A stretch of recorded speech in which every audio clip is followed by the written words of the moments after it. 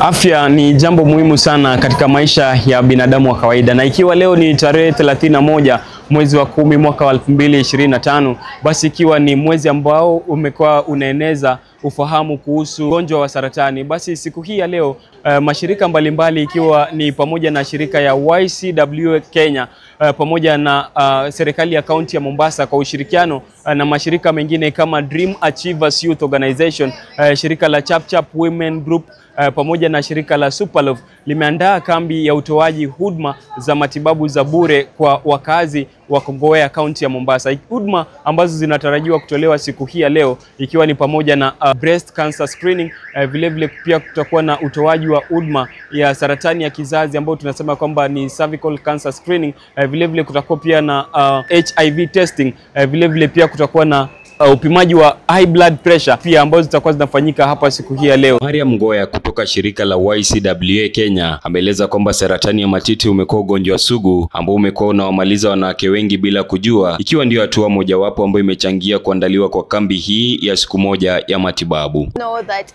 October it's breast cancer awareness month, and as women mostly you can see that breast cancer is among the leading cancer that is killing women. So on this particular day, well, we are here to create public awareness and also to do the screening to the women, and also like provide other services which include the HIV testing, TB screening, also the diabetes and the blood pressure checkups. Wakazi wa Kongowea waliokumbatia wito huo wa matibabu kwa wingi wametoa shukrani kwa waandalizi wa matibabu hayo, huku wakitoa mwito kwa serikali kuendelea kushirikiana na mashirika tofauti na kutoa huduma kama hizi za matibabu kote nchini ili kuwafikia wasioweza kumudu gharama ya matibabu. Na mimi naitwa Veronica Philip, mimi ni mkaaji wa Kongowea hapa.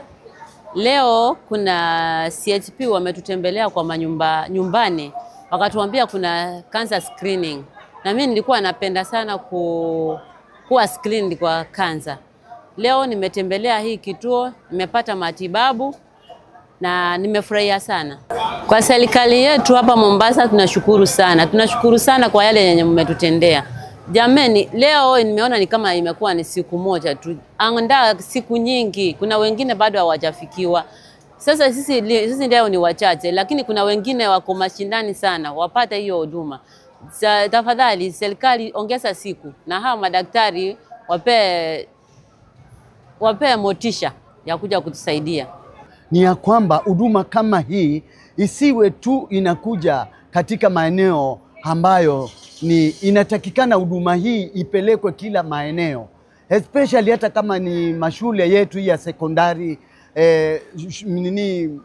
colleges zote mahali ziko, ili kusema kweli kizazi ambacho kinakuja kiwe kinafikiwa na hii huduma, na hii huduma iwe ni kila wakati, maana watu wetu wanaangamia. Na ni shughuli ambayo imekuwa ikiendelea kuanzia mida ya saa 2 asubuhi na kufikia sasa ndipo tunafika ukingoni. Tumekuwa tukifuatilia matukio haya moja kwa moja, na ni kwamba wakazi wa Kongowea wameweza kutokea kwa wingi ili kuweza kupata huduma hizi ambazo zimekuwa zikitolewa hapa siku hii ya leo. Wengi wao wameweza kutoa mwito kwa mashirika kama haya kuweza kuandaa shughuli hizi siku za usoni, ndiposa watu waweze kujua hali yao ya afya na kuboresha afya yao vile vile. Pia wameitaka serikali ya kaunti kwa ushirikiano na serikali ya kitaifa kuweza kuandaa hafla kama hizi siku za usoni vile vile, ili kuweza kurahisisha na kuboresha afya ya wananchi. Kufikia sasa sina la ziada, mimi ni Paul Otimo.